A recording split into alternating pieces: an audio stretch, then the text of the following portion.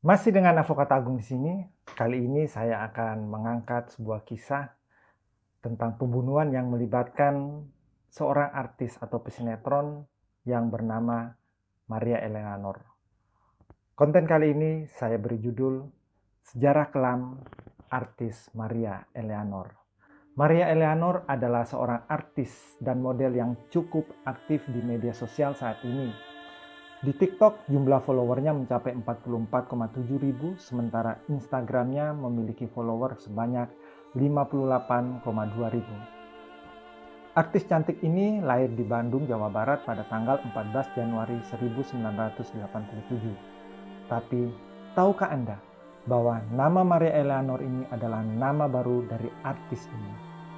Nama sebelumnya dari Maria Eleanor adalah Lydia Pratiwi, di mana pada Desember 2013 dia mengajukan perubahan identitas di Pengadilan Negeri Jakarta Barat. Lantas, mengapa ia merubah namanya dari Lydia Pratiwi menjadi Maria Eleanor? Inilah kisahnya.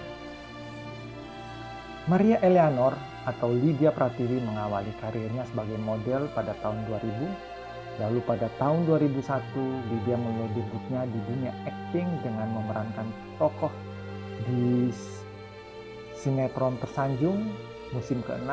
Di tahun yang sama ia memerankan sinetron ABG, terus banyak sinetron yang ia geluti antara tahun-tahun tersebut. Dan di tengah popularitasnya sedang naik daun, ia terkena kasus pembunuhan berencana terhadap kekasihnya yang bernama Naek Gonggong Hutagalung pada tahun 2006 yang melibatkan ibunya yaitu Vince Yusuf, pamannya Tony Yusuf, dan Ade Sukardi yang merupakan teman pamannya. Kejadiannya bermula pada 27 April 2006 sekitar pukul 11 siang. Tersangka Tony Yusuf, paman dari Lydia, merencanakan pemerasan pada korban Naek Gonggong Hutagalung di rumah Vince Yusuf di Jalan Kereta Kencana 3 Sektor 12 BSD Tangerang. Pemerasan dilakukan karena Tony dikejar bunga pinjaman oleh seorang rentenir. Dalam perencanaan itu dibagi tugas. Lydia Pratiwi bertugas mencari dan menghubungi korban. Tersangka Vince mengatur perjalanan dan menyiapkan tempat, sedangkan Tony Yusuf mempersiapkan alat yang akan digunakan sebagai eksekutor dan tersangka Ade Sukardi sebagai tenaga bantuan sekaligus eksekutor. Pukul 15, Vince, Tony, dan Lydia berangkat dari rumah dengan mengendarai Chevrolet Spark milik Lydia menuju Plaza Senayan. Dalam perjalanan itu, mereka menjemput tersangka Ade Sukardi.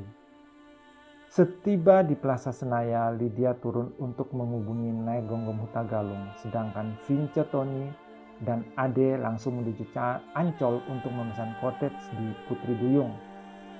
Tony memesan cottage dengan data di Tongkol 59 menggunakan identitas palsu atas nama Hasan bin Idris. Saat itu Tony dilayani petugas cottage bernama Muhammad Subaidi. Pada pukul 19, Vince, Tony, dan Ade masuk ke kamar yang telah dipesan.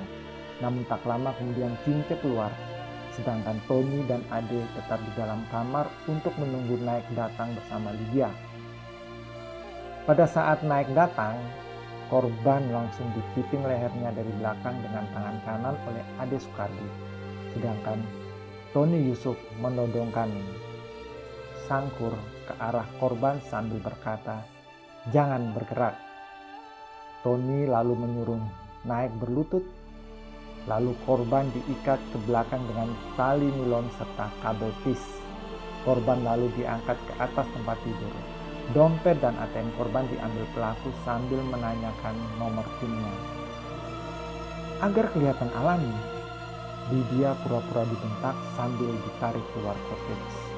Tak lama kemudian, Vince datang menyebut Lydia dengan taksi. Pada saat itu, Naek kelihatan curiga terhadap Lydia bahwa kejadian itu adalah settingan atau rekayasa.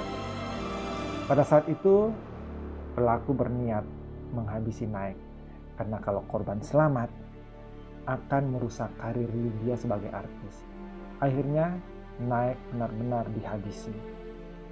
Pada pukul 1 dini hari, Tony dan Ade melarikan diri dengan menggunakan mobil Toyota Avanza milik Naik. Mereka kabur lewat tol Semanggi menuju jalan Hos Cokroaminoto, Jakarta Pusat. Mobil itu lalu ditinggalkan di pinggir jalan begitu saja, dan tak lama kemudian Vince dan Lydia menjemput Tony dan Ade lalu diantar ke sebuah hotel untuk menginap. Tony lalu diberi 5 juta hasil menguras ATM milik Naik, lantas Vince dan Lydia pulang ke rumahnya di BSD.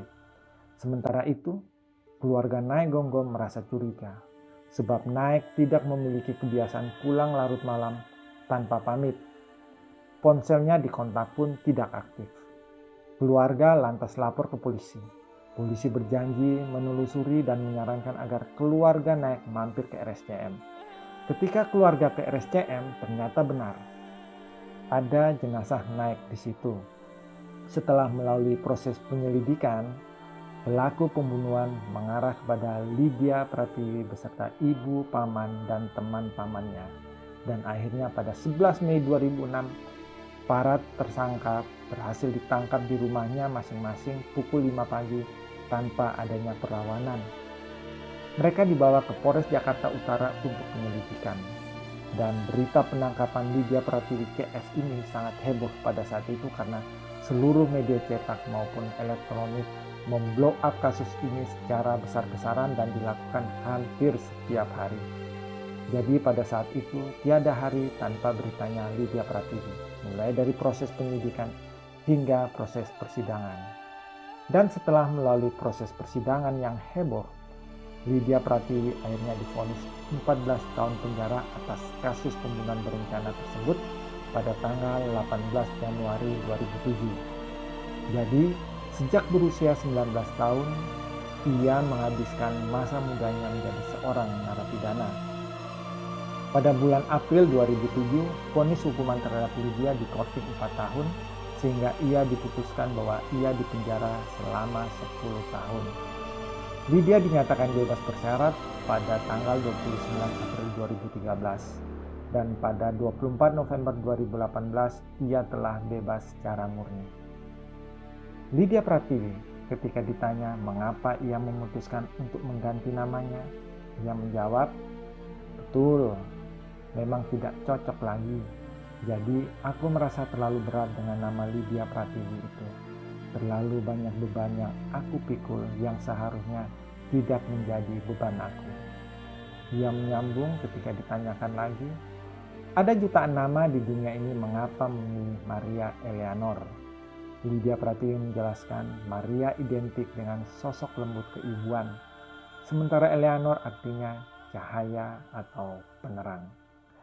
Demikian kisah sejarah kelam dari Maria Eleanor. Sampai jumpa lagi dengan kisah-kisah kasus hukum yang menarik di channel Advokat Agung Berbagi. Terima kasih.